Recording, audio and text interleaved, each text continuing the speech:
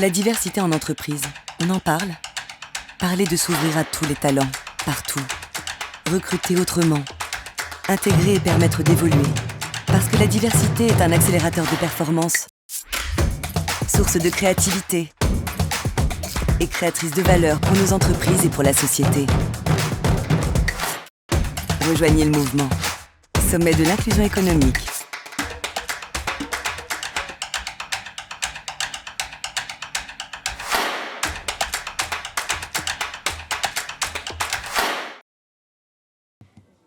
Est-ce que tout le monde va bien, déjà? Oui? Vous êtes en forme? Ah, ça... Bon, j'espère, monsieur, qu'après, ça ira mieux. C'est l'objectif, hein, qu'on vous donne plein de conseils, que tout le monde partage son expérience. Bon, et est-ce que de l'autre côté, ça va aussi? Oui? Bon, très bien. Vous êtes venus avec conscience à cet atelier. Mais on n'a que ça. On n'a que des solutions quand ça va pas. On a même des solutions quand ça va. Un truc de dingue. C'est révolutionnaire.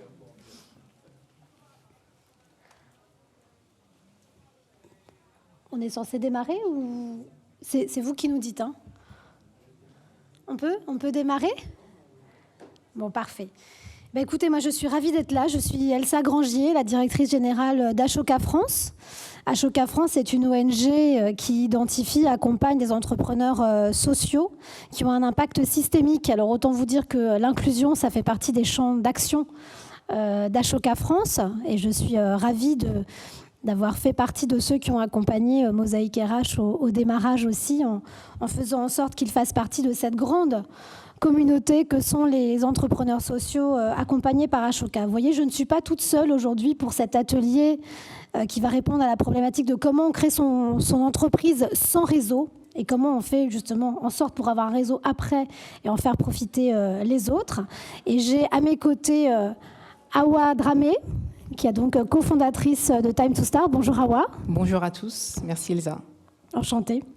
Et puis, on a également Keota Dengnamara qui est avec nous, qui est donc la fondatrice de Mugda Productions. Bonjour. Exactement. Keota. Bonjour à tous, Keota Dengmanara. Dengmanara, pardonnez-moi quand je vais écorcher les noms. Et puis Moriba Sukuna qui est avec nous, un clic, un prof. C'est ça. Merci Elsa. Voilà. Alors, je vous propose avant toute chose d'entendre justement nos entrepreneurs, parce que vous l'avez compris, Awa fait partie aussi d'une structure d'accompagnement. Donc, tu vas pouvoir poser un regard macro aussi sur la façon de créer son entreprise sans réseau. Mais d'abord, j'ai envie de donner la parole à Keota et à Moriba pour que vous nous racontiez vos expériences. Qu'est-ce que vous faites aujourd'hui? Comment vous avez créé vos entreprises? Alors, peut-être, Keota, tu peux nous raconter en quelques mots. Ok, donc je suis Keota, voilà, je suis la fondatrice et productrice donc, de Mugda Productions, qui est une société de production de films d'animation. Donc moi, je vais raconter mon parcours, tout simplement. En fait, je suis issue d'une famille modeste, hein, comme beaucoup aussi de personnes. Mais c'est vrai que déjà, il y a eu beaucoup de freins à la création d'entreprises. C'est-à-dire que même pour acquérir la connaissance, pour pouvoir m'offrir une vie, offrir une vie à ma famille, etc., il y avait déjà ce frein à lever. Ce frein a continué. Donc, après avoir fait mon prêt étudiant, je portais un projet qui était de faire un spectacle musical pour inspirer les personnes qui sont dans la dépression à s'en sortir. Il y a 10 ans, je suis venue ici. On a eu une espèce de remise des prix. Donc, je reviens quelques années plus tard. Donc, je suis très contente et émue. Et du coup, en fait, ce projet, je me retrouve à la sortie de mon diplôme avec un projet dans le cœur. Même si j'avais fait une école de commerce, j'avais quand même pas encore vraiment de réseau. Voilà, j'avais encore tout à construire. Et puis créer une entreprise, c'est quand même tout un parcours. Et du coup, pendant que je courais pour m'en sortir et pour vivre ce rêve, parce que quand on n'a rien, quand on démarre de zéro, il y a une richesse qu'on a qu'on peut retirer à personne. C'est la puissance du rêve, en fait, de rêver, d'avoir une vision. Et ça, c'est cette richesse qui a fait que petit à petit, je me suis constituée un réseau. Et c'est-à-dire que je me suis pas mis des limites. Et donc, dans cette course folle, à un moment, j'ai vu la communication de nos quartiers ont des talents qui disaient qu'ils accompagnaient des jeunes, des entreprises pour intégrer, pour avoir un parrain et une marraine et pour pouvoir être, on va dire, avoir un coup de pouce pour intégrer le marché du travail, voilà, trouver un travail à la hauteur de ses compétences. Et donc, en plus de ça... Comment tu avais accès à cette information, justement? Alors, moi, je pense que j'avais vu la campagne, j'avais vu une affiche, je crois que c'était dans le 93, et aussi Pôle emploi, voilà. Voilà. Et du coup, j'ai commencé à rêver. J'ai dit, oh là là, c'est magnifique. Donc, j'y suis allée. Et là, information de dingue. Apparemment, Nos Quartiers de Talent a fait un partenariat avec HEC Entrepreneur. Et il y a une place qui est offerte pour quelqu'un qui vient des quartiers. J'ai dit, my God, c'est l'enjeu de ma vie, il faut que j'y aille. Et puis, j'ai été sélectionnée, donc je suis la lauréate 2010. Donc, bravo. Merci. Et ensuite, bien que j'étais diplômée d'HEC Entrepreneur, moi, quand même, pour la petite info, moi, je connaissais, quand j'ai intégré HEC Entrepreneur, il y a différents profils. Les HEC, on va dire pur sucre, on va dire des polytechniciens, etc. Moi, personnellement, je ne savais même pas c'était quoi, polytechnique, etc. Tout ce que j'avais, c'était un rêve, je voulais entreprendre, en fait. Donc, c'est pour vous dire quand même qu'il y a certains profils comme moi ou autres, on revient de loin. Et du coup, je voulais créer ma société, mais je n'ai pas pu trouver au sein d'HEC encore, quelqu'un pour m'accompagner ou pour croire en moi, parce que finalement, ce n'est pas une start-up que je suis en train de construire. Par contre, je suis en train de construire une entreprise, classique à grande ambition. Enfin on aimerait, et ça c'est un rêve. En tout cas, c'est ça qui m'a fait courir, pouvoir faire comme Disney, Pixar. Donc bref, ça c'est autre chose. Et donc, il fallait que je me lance. Et c'est là que Time to Start est entré en jeu. J'avais toujours pas les finances, j'avais pas fini de rembourser mon prêt étudiant, mais comment je fais? Je sens que c'est maintenant. Et du coup, j'ai intégré la formation Time to Start. Il nous a accompagnés pendant 6 mois. Et je dirais vraiment, c'est une famille. Aujourd'hui, 6 ans après, on est encore en lien. Et quand on entreprend, franchement, ça a beaucoup de valeur. Et là, on a gagné un premier prix de 5 000 €. J'avais pas les sous. Et on a pu créer la société Moukda Production. Alors, je me dépêche. Et maintenant, on a quand même, on a un projet de film de 26 minutes avec France 5. Donc, on a quand même des partenaires européens d'animation, qui nous soutiennent. On doit encore clôturer un gap pour maintenir, on va dire, ce beau partenariat. Et puis on a un court-métrage en film qui est au cinéma actuellement et qui a eu plus de 100 sélections festivals et puis une vingtaine de prix. Comme quoi, il faut croire en ses rêves. C'est ce que vous venez de nous démontrer, Keouta. Moriba, vous reconnaissez dans ce parcours presque initiatique semé d'embûches quand même. Parfois, on le rencontre aussi, mais à la fin où Keouta réussit à créer son réseau avec Time to Start. Ouais. Oui, totalement. Alors, comme je l'ai dit, comme vous l'avez dit, moi, c'est Moriba Soukouna, du coup, fondateur de Un Clic Un Prof. Un Clic Un Prof, c'est une plateforme qui propose des professeurs particuliers en fonction du lieu géographique, mais également de la situation socio-économique des demandeurs de cours. Alors moi, j'ai créé Un Clic Un Prof en 2019, et c'est vrai que j'étais encore étudiant. Je n'avais pas de réseau, je ne savais pas ce que c'était de vraiment créer une entreprise, mais surtout j'avais une situation assez particulière parce que j'étais en situation irrégulière. Donc c'était assez compliqué. Ouais. Voilà, c'était assez compliqué. Et alors, grâce à un appel à projet de la Seine-Saint-Denis, j'ai pu participer à l'appel au projet et être lauréat de l'appel au projet grâce au projet Un Clic Un Prof. Dans ce contexte-là, j'ai pu rencontrer Awad Ramé qui, vraiment, pour le coup, m'a ouvert les portes. Et là, j'ai rejoint un réseau, des liens vraiment assez forts dans l'entrepreneuriat, etc. Et c'est là où j'ai pu vraiment découvrir ce que c'est l'entrepreneuriat. J'ai pu être challengé. Et j'ai pu également, pour le coup, croire à mon projet et aller de l'avant avec, bien sûr, tout plein de freins, parce que du coup, j'avais fait une formation littéraire, je ne connaissais vraiment rien en tout ce qui est Excel, par exemple, business plan et autres. C'était assez confus.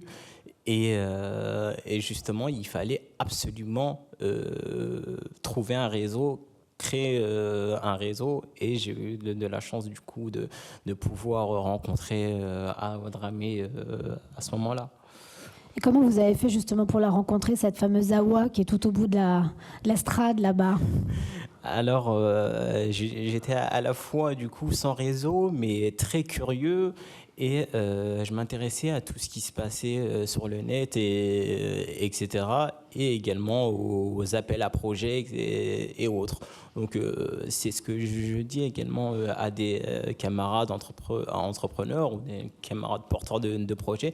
Il faut absolument s'inscrire aux appels à projets, etc. Pas pour forcément gagner, mais au moins se créer un réseau, des connaissances, etc., qui pourront nous apporter des connaissances, qui pourront nous soutenir dans les moments difficiles et autres, parce que l'entrepreneuriat, c'est également très dur et il y a des moments assez difficiles. Alors j'ai rencontré Awa justement lors de l'appel à projet qui était le Go in Seine-Saint-Denis, et qui m'a d'abord conseillé et m'a invité à intégrer son association qui accompagne les porteurs de projets de quartiers populaires, qui est Time2Start. Merci beaucoup, Moriba. Alors, Awa, ça y est, on va enfin parler de vous. On entend parler avec aussi bien Keouta que Moriba de l'importance de Time2Start, de l'importance de l'accompagnement. Vous dites quand même quelque chose d'assez frappant, c'est que ceux qui percent, ce sont ceux qui sont connectés. Et là, on l'a bien compris avec ces deux exemples assez éloquents. Ils ont eu l'information, mais ils ont d'abord été là chercher l'information. Alors, peut-être rappelez-nous ce que fait Time2Start et répondre à cette question. Comment on fait aujourd'hui pour être au plus proche des potentiels porteurs de projets, et qu'il n'y ait pas de gâchis justement de rêves comme ça qui ne peuvent pas être prolongés du fait du manque d'informations? Oui, merci beaucoup, puis merci pour vos témoignages. Donc avec Time2Start, notre mission, elle est très simple, c'est d'agir en faveur d'un écosystème entrepreneurial plus inclusif. Aujourd'hui, on a constaté qu'il y a des talents. On a eu les témoignages de Keouta et Moriba, mais il y a énormément de talents partout dans le territoire. Et notre objectif, c'est les détecter, les sourcer du coup, et aussi les accompagner donc à travers différents programmes. Donc on a développé des programmes d'accompagnement en pré-incubation, en incubation, et puis également des actions de sensibilisation, enfin plutôt d'information au cœur des territoires. L'idée pour nous, c'est de fournir les outils, les réseaux, l'expertise et les compétences pour pouvoir développer dans les meilleures conditions son projet. Voilà, c'est très simple. Donc on travaille beaucoup avec un écosystème d'entreprises. Donc on va au sein des grandes entreprises pour aller chercher la compétence qui est là-bas. On travaille aussi avec les réseaux d'accompagnement et notamment de financement, parce que je pense que c'est aussi la clé de pouvoir créer des synergies entre tous les acteurs existants. Donc c'est un peu la difficulté qu'on a aujourd'hui, faire en sorte que tout le monde puisse accéder à l'information, mais aussi quand il rentre dans un processus d'accompagnement, qu'il puisse accéder au financement, au bon contact, être en lien avec les banques, avec les dispositifs de financement, tout ça. Donc c'est notre mission, en tout cas, qu'on s'est donnée avec Time2Start, donc on essaie de faire ça au quotidien. Et donc, pour répondre un peu à la question, c'est vrai qu'on a constaté, moi j'ai surtout, ces dernières années, constaté qu'il y avait beaucoup de talents. Beaucoup de talent, mais à un moment donné, certains se sentent un peu bloqués parce qu'ils n'ont pas accès à l'information et surtout ils ne savent pas par où commencer. Ils se disent oui, j'ai une idée, mais je ne sais pas quoi faire, je ne sais pas vers qui me tourner. Et je pense qu'un des axes essentiels, c'est quand même travailler sur l'information auprès des porteurs de projets. Et comme vous l'a dit Keouta et Moriba, ils nous ont rencontrés parce qu'ils sont partis à un événement, parce qu'il y a eu telle et telle affiche qui parlait de ce réseau-là. Donc c'est important en fait de communiquer, mais surtout d'être présent. Moi j'ai rencontré Moriba, c'était dans le 93, c'était un événement qui avait lieu dans le 93. Moriba il est issu du 93, et donc il faut aussi, je pense, y aller dans ces territoires pour créer de la valeur, pour créer des ressources, pour créer de l'information. Et c'est aussi une partie de notre action avec Time2Start. On organise par exemple des concours de pitch au cœur des cités. L'idée pour nous, c'est d'être au plus près, en proximité, parce qu'on sait que les talents sont là-bas. Et Awa, question de béotienne, à quoi ça sert un réseau en fait quand on est entrepreneur dans les quartiers ? Un réseau, c'est un facteur clé de succès. C'est comme l'accompagnement, c'est un facteur clé de succès, enfin selon moi en tout cas. Le réseau, c'est essentiel pour faire avancer son projet. C'est essentiel pour rencontrer les bonnes personnes. C'est essentiel pour être connecté aux grandes entreprises. Et là, on trouve par exemple des clients, des partenaires, des fournisseurs, des conseils aussi parfois. Donc le réseau est vraiment un élément clé pour monter sa boîte. On ne peut pas monter sa boîte tout seul, c'est pas possible. Et pourquoi c'est plus compliqué dans les quartiers justement ? Très bonne question. Pourquoi c'est plus compliqué? Je pense En tout cas, pourquoi ça a l'air plus compliqué dans les quartiers? Oui, alors je pense qu'il y a plusieurs aspects. Aujourd'hui, je pense qu'il y a quand même un certain dynamisme qu'on retrouve hors quartier. Dans l'écosystème parisien, on voit que c'est extrêmement dynamique, il y a des réseaux, tout le monde est connecté. C'est un peu moins le cas dans certains territoires, donc pas dans tous, mais dans certains territoires où effectivement il y a peut-être moins de choses, moins d'actions, moins d'événements, et du coup, on reparle encore de la même chose, mais on a moins accès à l'information. Il y a aussi parfois des biais dont sont victimes certaines personnes qui sont issus des quartiers. Moi, j'ai par exemple des entrepreneurs qui viennent me voir, qui me disent écoute, Awa, ça fait 5-6 ans ou même 10 ans que je suis dans ma boîte, je sens qu'à un moment donné, j'arrive plus à avancer, je vais me lancer dans la création d'entreprise parce que j'en ai marre, j'ai l'impression d'être discriminé. Finalement, ils se retrouvent dans un écosystème entrepreneurial dans lequel ils vivent encore les mêmes discriminations.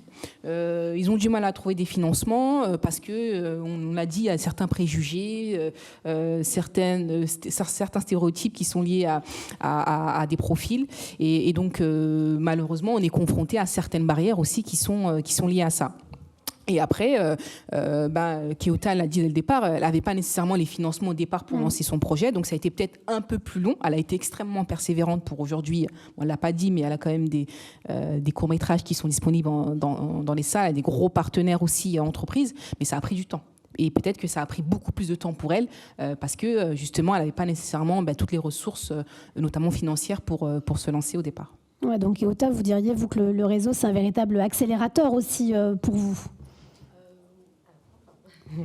Oui, totalement, mais et surtout le financement, parce qu'aujourd'hui, 6 ans plus tard, même si j'ai des beaux partenaires, c'est encore, on serre encore la ceinture, il y a encore c'est quand même encore pas évident. Et peut-être, qu'est-ce qui pourrait, au-delà du financement, accélérer aussi ce réseau qui ne doit pas être réservé au quartier, mais qui doit être beaucoup plus large, en fait, qui doit s'étendre dans votre écosystème? Est-ce que, par exemple, du mentorat, ce serait des choses pour lesquelles qui pourraient vous aider à vous développer? Alors, en tout cas, pour mon expérience à moi, c'est vrai que si, par exemple, il y a des entrepreneurs qui sont aguerris, des PDG qui sont bien placés, qui sont assis financièrement, qui peut donner, je ne sais pas, un peu de leur temps pour accompagner, pas que à la création. À la création, j'ai eu, mais maintenant, 6 ans plus tard, où on est un carrefour avec ma société clé pour la continuité de nos projets, je dirais ça, pourquoi pas du mentoring des personnes ou placées assis, qui on ne sait pas, qui peut donner, peut-être... Par exemple, là, j'ai besoin de 100 000 euros et il y a le potentiel, si j'ai ça, on va pouvoir, à la suite de ça, faire même une série, etc. Il y a un potentiel de création d'emplois et ce serait dommage à cause juste de 100 000 euros. Pour moi, c'est énorme, 100 000 euros, mais je sais que pour d'autres, c'est rien. Et donc voilà, je dirais... C'est un message à faire passer. Par rapport à ceux qui sont au placés. Oui, parce que le réseau sert à quoi? Le réseau, il sert à se faire connaître, il sert aussi à bénéficier de certaines compétences, il sert à bénéficier de certains financements. Ça sert à ça aussi, son réseau. Donc aujourd'hui, est-ce que vous faites partie de réseau et est-ce que vous créez votre réseau vous aussi, même de pair à pair, pour partager justement toutes les embûches ou toutes les solutions que vous pouvez mettre en place? Alors je l'ai fait aussi. Maintenant, parfois il y a ce petit rien pour passer de l'autre côté en fait. Et là j'ai le réseau, mais il faut que ça se concrétise. Peut-être ce qui est plus compliqué, c'est de trouver la bonne adéquation entre le porteur de projet, on va dire le potentiel financeur, etc. Je ne sais pas, peut-être une manière de se présenter en plus de présenter le projet, j'en sais rien. Et Moriba, pour vous? Alors, pour moi qui viens de quartier populaire, etc., 93, etc., pour moi, le réseau, c'est essentiel et c'est la première des choses.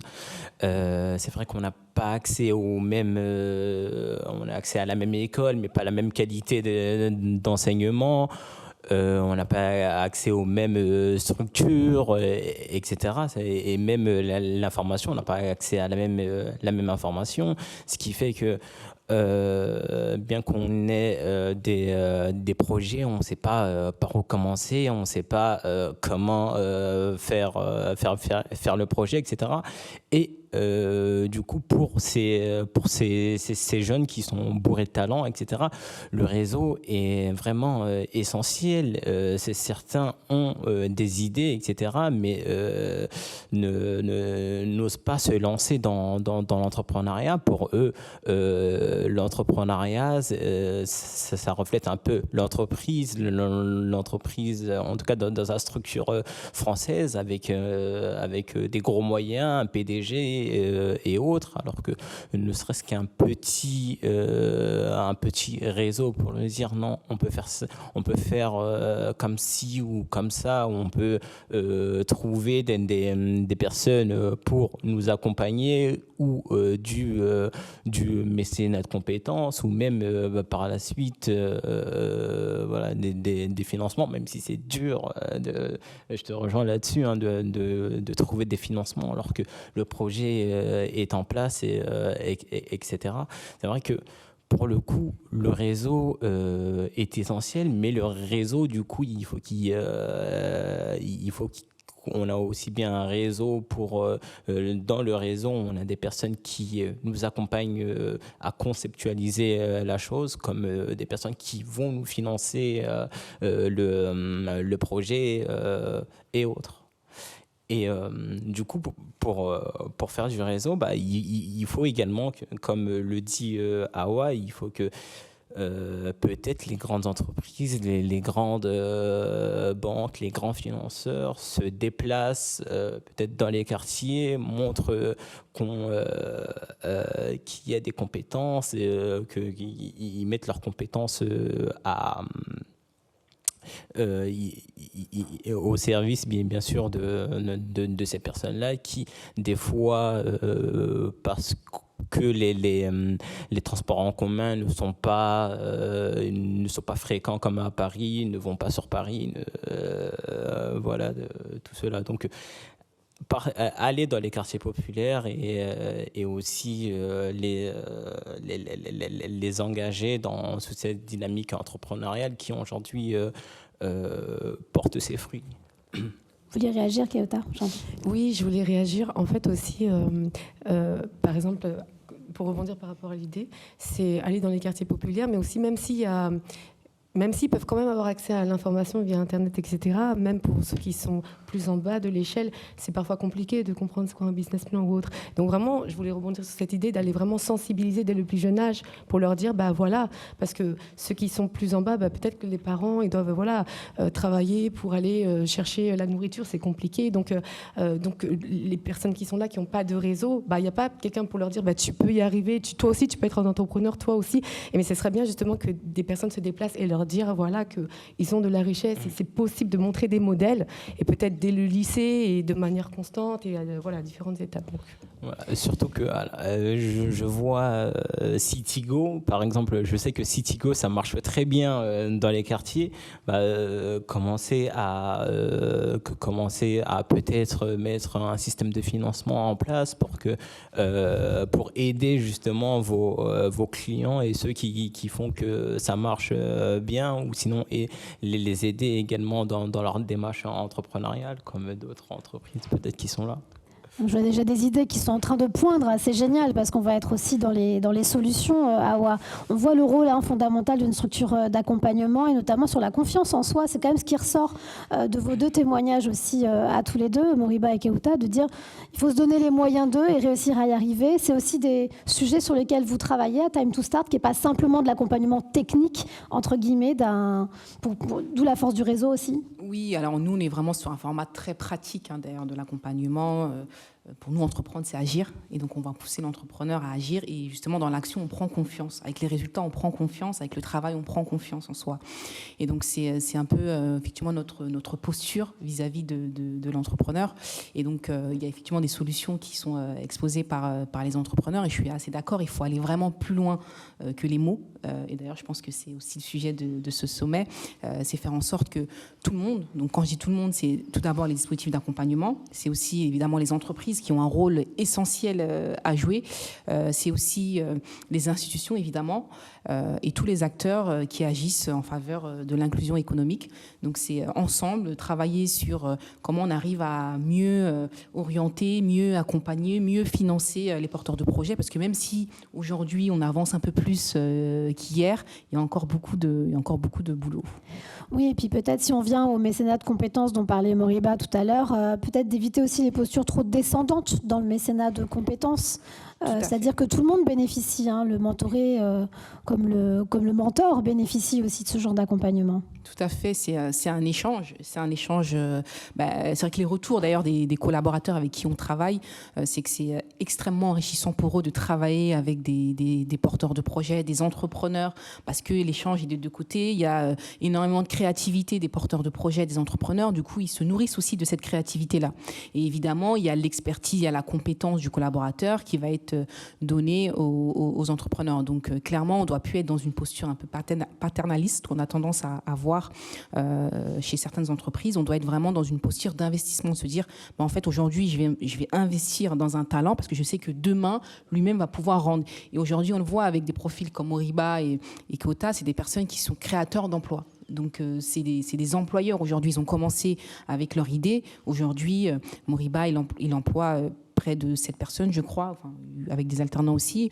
Keota avec ses projets, donc pareil, elle emploie. Donc c'est des gens sur lesquels on va s'appuyer demain. Donc il faut vraiment les voir comme ça et pas comme des gens qu'on vient aider. Et qui vont transmettre et qui vont donner aussi envie à d'autres d'emboîter leur chemin.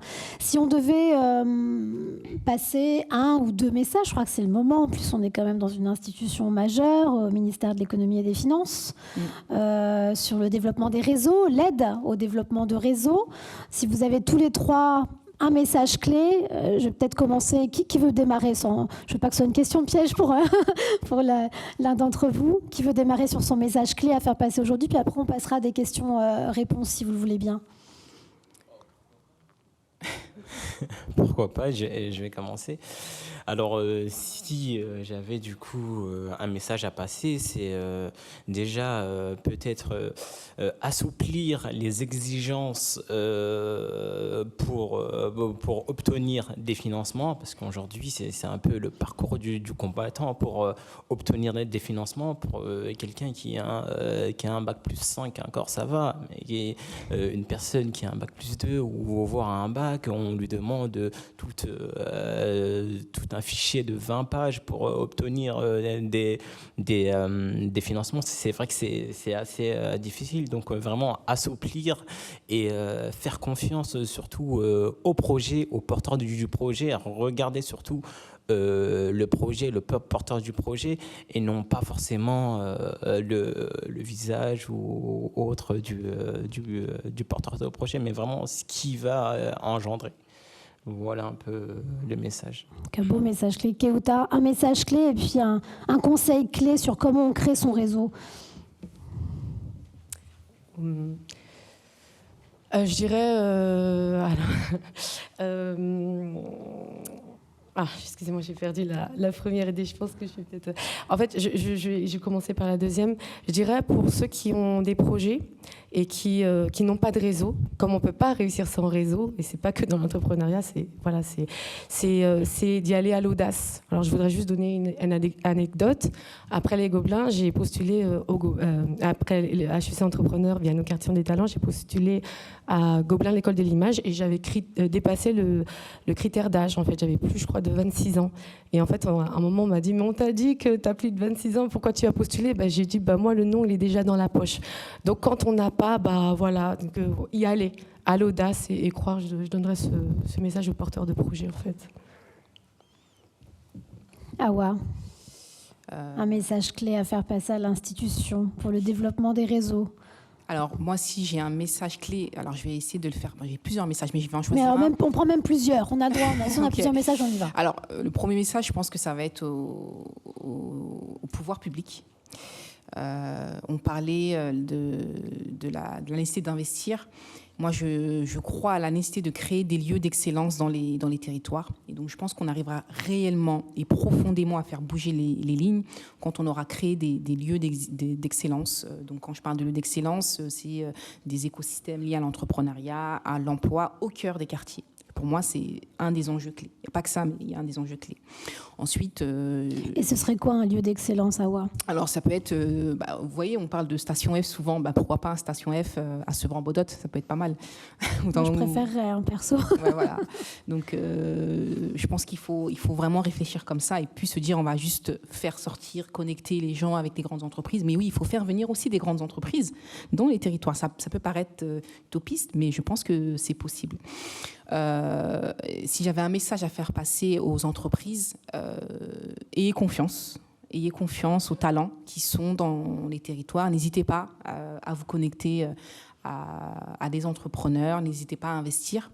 Et d'ailleurs, c'est le même message que je voudrais faire passer au réseau d'investisseurs, qui est souvent connecté aux grandes écoles, par exemple, et peut-être un peu moins aux écosystèmes quartiers, entre guillemets.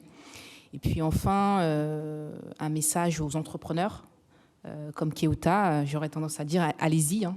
Entreprendre, c'est agir, je répète souvent. Mais voilà, si vous avez une idée, effectivement, il faut se connecter. Ça commence par le petit événement à côté de chez soi qui nous permet de rencontrer une autre personne et puis du coup, le réseau s'ouvre. Mais il ne peut pas s'ouvrir à la maison, donc sortez et puis connectez-vous. Et Awa, comment vous travaillez-vous avec d'autres réseaux, justement, pour essayer de maximiser la force de frappe, et pas forcément d'ailleurs des réseaux des quartiers, hein, mais des réseaux plus larges aussi, parce qu'il faut infiltrer tous les pores de la société, en fait, pour avoir une société plus inclusive. Oui, on essaye, effectivement. C'est un peu notre credo de se dire qu'on va à la fois agir en proximité avec tous les acteurs, les associations de quartier. Par exemple, quand on fait des événements, on ne va jamais les faire seuls. On va toujours détecter l'association présente dans tel ou tel territoire et se connecter avec cette association pour faire ensemble. Donc ça, c'est notre manière de fonctionner. On travaille, je vous l'ai dit, avec des grandes entreprises. On a des partenariats avec KPMG, BNP Paribas ou d'autres encore qui nous soutiennent dans nos actions. Et puis avec l'écosystème entrepreneurial, déjà nous, on est présents dans un collectif qui s'appelle l'Ascenseur, dont Mosaïque RH fait partie. Et du coup, ça nous permet d'agir ensemble, de porter des projets ensemble. Donc, c'est plus simple aussi pour avoir de l'impact. Et puis, on essaye aussi de créer des partenariats avec d'autres structures d'accompagnement. Par exemple, cette année, on a réalisé un événement sur Reste Ensemble avec Positive Planète, avec l'ADI, avec le groupement des créateurs. Et je pense que cet événement n'aura pas eu le même impact si on l'avait porté seul. Donc, voilà. Donc, curiosité, sensibilisation, audace, confiance en soi. Investissement. Et puis, investissement en local aussi dans les quartiers et pas simplement amener les quartiers à l'extérieur pour développer le tissu économique à cet endroit-là. C'est ça. C'est un peu ce qu'on a envie de garder de cet atelier. Ça vous paraît conforme à ce qu'on s'est dit avec vos parcours si inspirants à tous les deux ? Oui, c'est ça. Et vraiment se lancer avant tout. Je pense qu'il faut se lancer, qui quitte à avoir 5 euros, 10 euros, se lancer avec par 5 euros, 10 euros. Et je pense que ça va engendrer justement un engouement autour de nous et peut-être la confiance des autres. Et puis par la suite, des belles choses. Et renvoyer l'ascenseur, sans mauvais jeu de mots, à Oua pour le lieu où vous êtes hébergé pour l'instant pour la structure de Time to Start. Très bien. Merci beaucoup à tous les trois. Moi, j'aimerais beaucoup qu'on échange avec vous. J'imagine que vous êtes venus avec des attentes pour cet atelier. Certains d'entre vous sont peut-être porteurs de projets et se demandent comment ils peuvent développer leur réseau. Oui, non ? Des mains se lèvent éventuellement pour dire qui est porteur de projet dans la salle ? Ah, il y a un côté porteur de projet, un côté... C'est assez marrant, c'est siloté là aussi. Hein, donc, très bien. Est-ce que les porteurs de projet, vous avez le sentiment que certaines questions que vous posiez ont été adressées ? Madame. Voilà, un micro pour vous. Merci. Bonjour. Du coup, Élodie Ross, moi je travaille à l'université Paris 8, du coup à Saint-Denis, où je suis chercheuse et chargée de projet. Et notamment, depuis 2018, en fait, on expérimente des coopératives éphémères pour les étudiants, pour rentrer dans l'entrepreneuriat, mais par le volet collectif, parce qu'il y a le fait de se lancer, etc., mais aussi la question de s'autoriser à, et le fait de le faire dans un cadre collectif. eh ben, ça rassure parce que tout seul, en tout cas nos étudiants qui vous ressemblent, hein, voilà, qui ont les mêmes parcours, les mêmes difficultés, il faut qu'ils s'autorisent à. Et puis je rejoins aussi, ça m'a beaucoup parlé, la question de l'action. Et c'est vraiment ça aussi, puisque le principe de la coopérative, c'est qu'en fait, ils ont déjà une entreprise. Et on leur dit, voilà, vous avez une entreprise, vous avez 3 mois pour la gérer collectivement, y trouver une activité, trouver des clients et facturer des prestations. Donc c'est un peu l'inverse en fait, de l'accompagnement à la création d'entreprise. Et le fait d'être dans le faire, ils se rendent compte qu'ils savent faire. Voilà, parce que c'est des étudiants qui sont issus des quartiers populaires.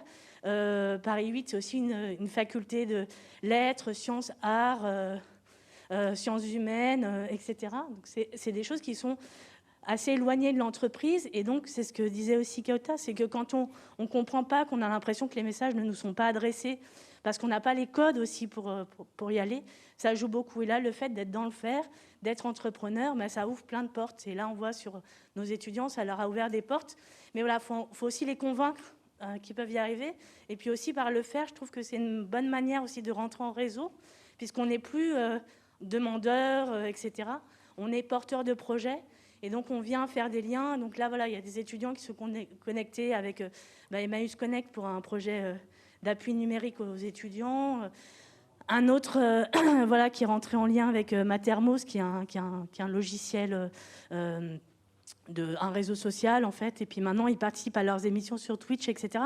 Et c'est des choses qu'ils n'auraient pas osé faire.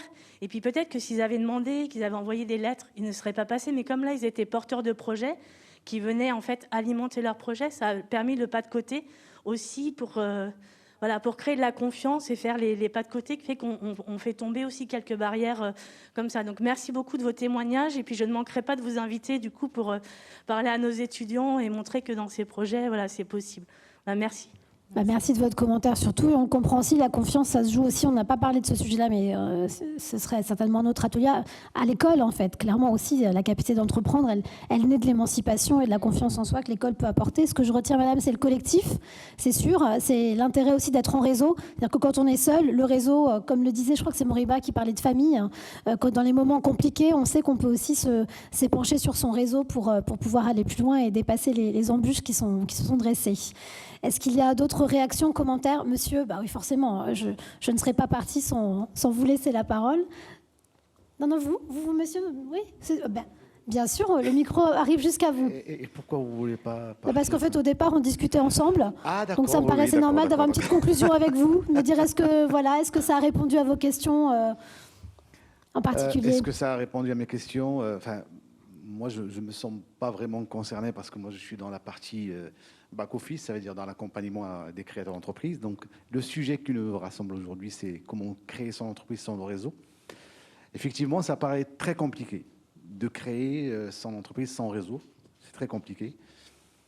Mais je mets la responsabilité sur les organismes d'accompagnement qui sont dans la détection des porteurs de projets. Pourquoi je dis ça? Parce que parmi les compétences clés qu'on doit absolument évaluer quand on rencontre un porteur de projet, c'est notamment la partie réseau, la partie connaissances techniques et ainsi de suite, ce qui se fait pas souvent parce que les organismes d'accompagnement, pour en avoir géré un certain nombre, on concentre beaucoup plus notre activité sur la partie business plan, études de marché, ainsi de suite, et on oublie les compétences dont doit disposer un chef d'entreprise, parce qu'on n'est pas né chef d'entreprise, on le devient.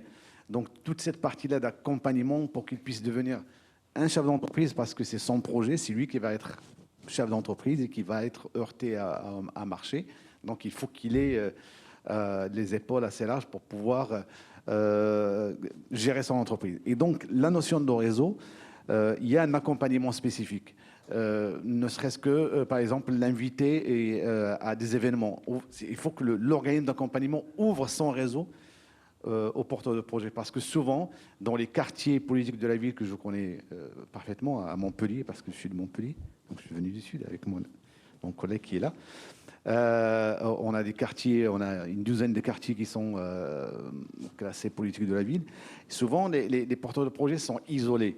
Et donc, il leur faut vraiment un accompagnement spécifique pour qu'ils puissent casser l'isolement et s'habituer à aller vers Parce que souvent, ils sont en attente qu'on vienne les chercher. Mais bon, ok, d'accord, mais il faut aussi les accompagner pour qu'ils puissent intégrer d'autres réseaux, s'ouvrir sur le monde, parce que le réseau, il n'y a pas que les acteurs de l'écosystème, il y a aussi les fournisseurs, les clients, il y a plein de choses. Donc voilà, donc c'est vraiment, cette notion de réseau est très très importante, et il faut que les organismes d'accompagnement la prennent vraiment à bras-le-corps dans leur parcours d'accompagnement. Oui, je suis complètement d'accord. C'est vrai que c'est... Ah, ça me fait plaisir. C'est la mission, à mon avis, une des missions premières d'un dispositif d'accompagnement, c'est d'ouvrir le réseau et de faire en sorte que les personnes qui intègrent nos programmes puissent être connectées à des grandes entreprises, puissent être connectées à, comme je le disais au début, des dispositifs d'accompagnement. Donc effectivement, notre rôle premier, c'est de fluidifier les parcours. Et donc c'est ce qu'on disait justement, on a un rôle tous à jouer, je suis d'accord, les dispositifs d'accompagnement ont un rôle essentiel, et même parfois se remettre en question sur les méthodes de fonctionnement. Après, on ne peut pas y arriver seul. C'est pour ça que j'ai interpellé les entreprises. On a besoin des entreprises, on a besoin des banques, par exemple, aussi. On a besoin des institutions qui doivent nous soutenir aussi dans les actions de sensibilisation, d'information, de connexion, d'aider les porteurs de projets à mieux répondre à certains appels d'offres, par exemple, qui sont publics. Nous, on travaille beaucoup avec les entreprises pour leur permettre d'accéder au réseau interne de ces grandes entreprises, aux fournisseurs, aux clients, mais c'est un travail qui prend énormément de temps et qui nécessite des ressources, mais je suis d'accord sur le fait que c'est quand même notre rôle premier d'agir sur le réseau. Je crois que monsieur a une... je suis désolée, monsieur, le sifflet est coupé. Je suis désolée. Écoutez, je vous remercie... Oui, on peut se voir évidemment après, pas de souci. Je vous remercie infiniment de nous avoir écoutés. Et puis j'espère que vous avez appris des choses et que les parcours de Keuta et Moriba vous ont inspiré et que vous dites que maintenant il faut aller voir Time to Start aussi pour se développer dans les quartiers en région parisienne. Merci beaucoup. Merci.